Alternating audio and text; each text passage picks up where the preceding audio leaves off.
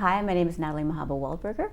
I'm a faculty member at OCAD. I come from mixed race, Filipinx, Swiss background, and I am currently at the university as a chair of Cross-Disciplinary Studies and Art and Social Change in the Faculty of Art undergraduate. I also sometimes teach in grad studies.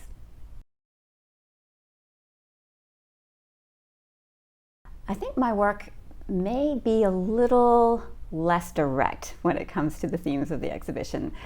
The work has a material basis and a performative basis, which speak to two different aspects of the work. So the language in the work has to do with the language of systems.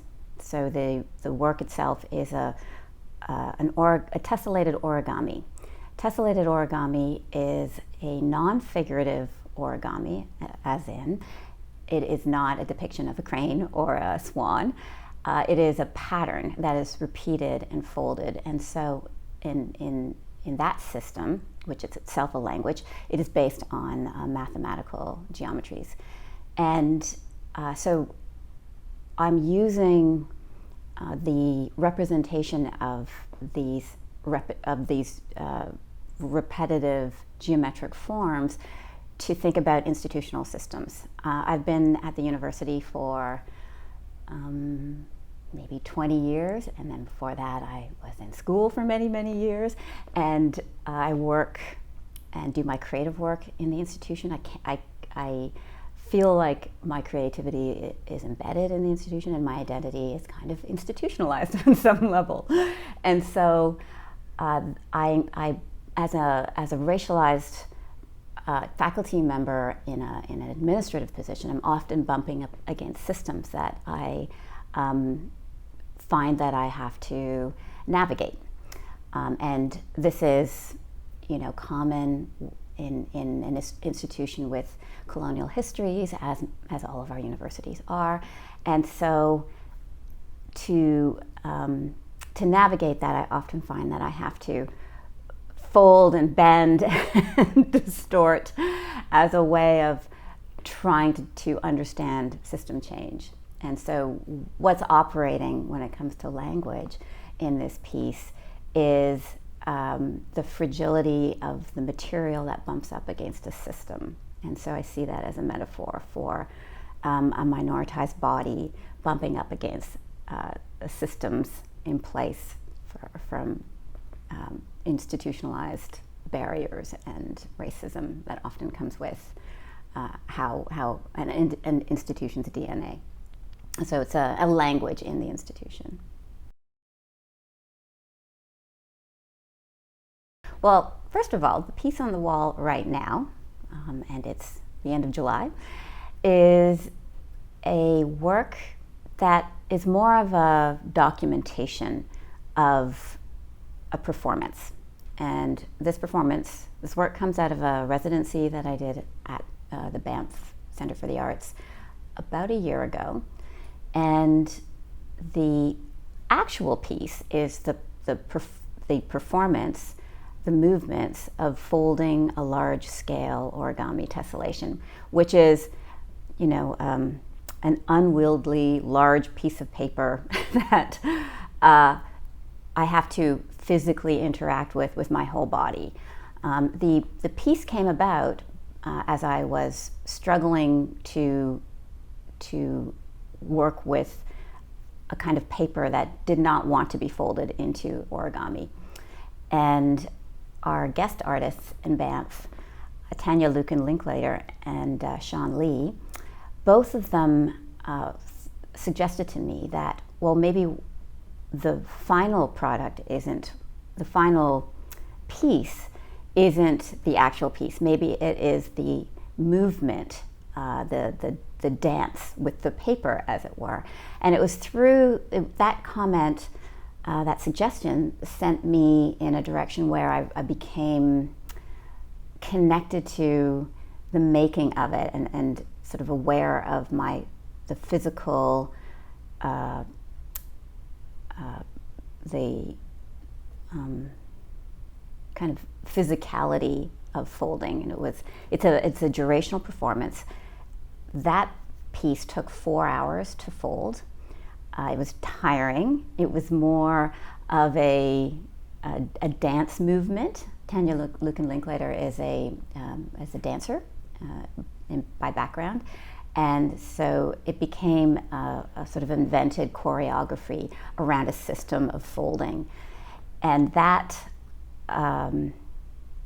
choreography reminded me of the kind of navigation of systems that I do here at the school in my role as an administrator, but also in my collaborative work with fellow artists. So the piece on the wall, you'll see the imperfections of it. There are some corners that are ripped. There are some folds that are not as crisp as I would like, but these are part of the imperfections. And the material imperfections kind of describe the ephemerality of identity in the university and how we navigate that and how it's constantly shifting and changing. And sometimes there's holes in it, and sometimes it gets ripped. And so there is a connection with the body and the materiality of the paper.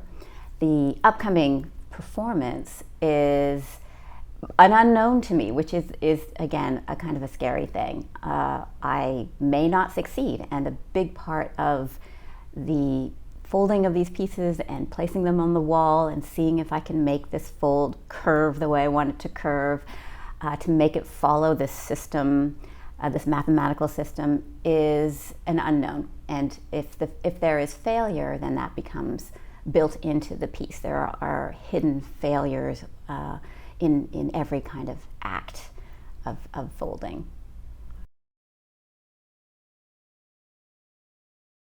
Well, when I do the work, I don't use clips. So this work had been done already, and so the paper has a life to it, and has a fiber, and it sort of bounces back and pushes back against what I want to do, and that, sinking into that feeling of, okay, this paper doesn't want to do this, what will it do? And the movement that I have to take around the paper, when I do the performance, I won't be using clips. The clips were there as a way of making sure that this piece went up and didn't rip, so that there was something to show for this part of the exhibition. But when I do the performance, I really rely on a series of micro movements and what's the word? Sort of like when you're juggling, many things have to happen at the same time. Multitasking, that's a really good word because it also applies to what we do here as we navigate the institution. But multitasking and keeping things all up at the same time and trying to contain the body, but keeping it supported. And so there's a kind of a intensiveness of care that goes into something that's ephemeral like paper, and having it do something at that it could rip at any moment. And so in putting it up, the frustration is that it might rip in half. I might walk away. I might have to just walk away, and it's torn to shreds on the wall or something. But that's usually why it takes a long time to put up. And I try not to use the clips, because I want it to flop if it needs to.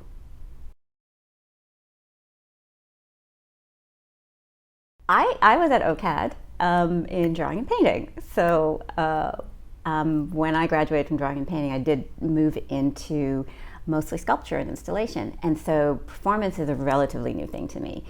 But so a lot of my past work deals with the performative nature of being in a space being seen, hypervisible, but also invisible, especially in a working environment, often in an institution, as I said, in a classroom. And so performance is already embedded, code switching is already embedded in my everyday. And it was through this performance that I was able to connect being present in a place and conscious of, what it means to place my body purposely in that kind of visible space, and take that time and take that space to do that, and take up space. And so the piece itself too is this larger than life a depiction of me, which was really unnerving when I work on it, because it's sort of, I'm staring at myself as I'm folding this, and it's kind of a facing my identity in a way. And also it's paper, so I could crumple it up and throw it out. So it really does speak to how identities are formed and constructed, and change and adapt, but also resist.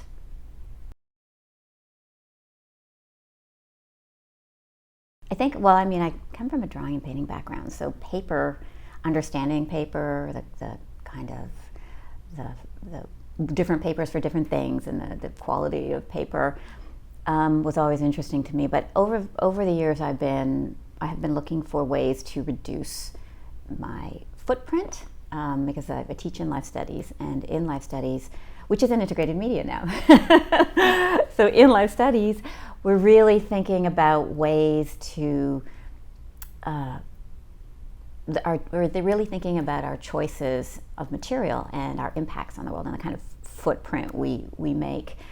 And so paper and drawing and using paper was always a very accessible medium for me and for my students, but it is also something that can scale up, and take space and be manipulated in this way. So that's a part of it, and the way that paper can almost feel like a stand-in for something else, right? So in this case, it's a stand-in for a heavy material, but really it's just this light, floaty paper.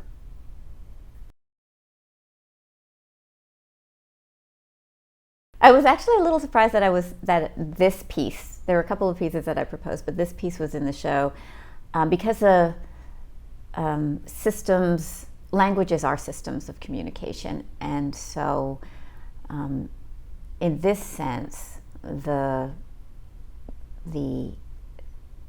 systems that employed in geometric folding and tessellations are a kind of language, and the way that the organic shape of the curved folds and the organic kind of body that is printed on that paper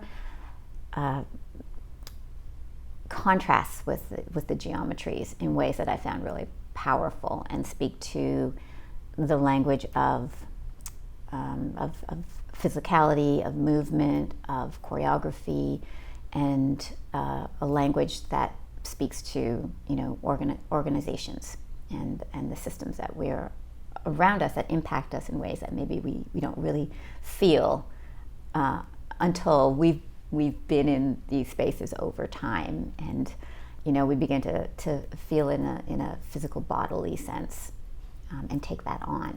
And so part of the piece was to be able to manipulate and what's the word? Kind of manipulate and engage in the geometries or the systems or the language that was also very personal. Well, the interesting thing is that the piece has multiple viewing points. So you can look behind it and you can look right on it, and you can see above and below, but when you stand back, you really do see the twists. and the contortions. And sometimes that's what it feels like. But underlying it all is kind of the resilient body, right? And I find that really, as a metaphor, was really effective in conveying kind of how I feel in my experience.